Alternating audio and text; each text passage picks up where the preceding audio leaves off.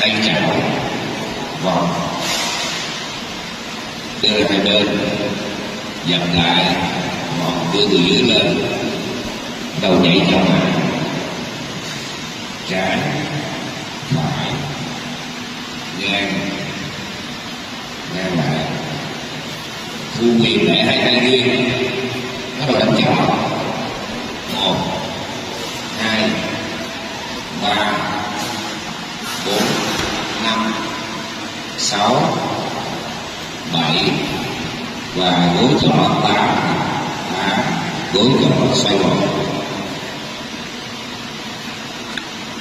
thu phá vòng các bạn trình độ 2, cắm phải, móc phải, luồn đầu ra sau, lao phải,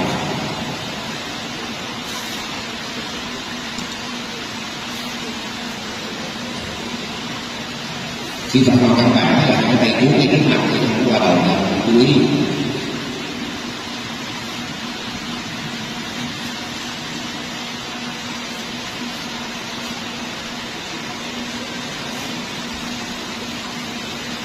Chém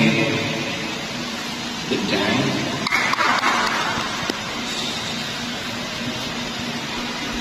móc cá,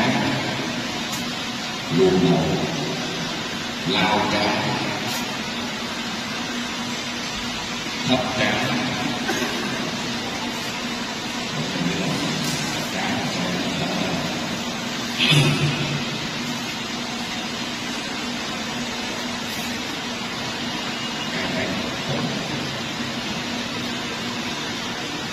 sau 26 này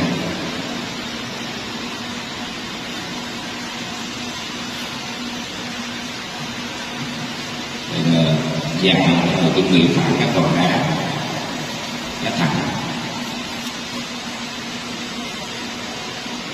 đá cạnh. Nhớ là lúc này cái tay nó còn qua đầu, cái đầu phản với đầu cá còn qua đầu thì chắc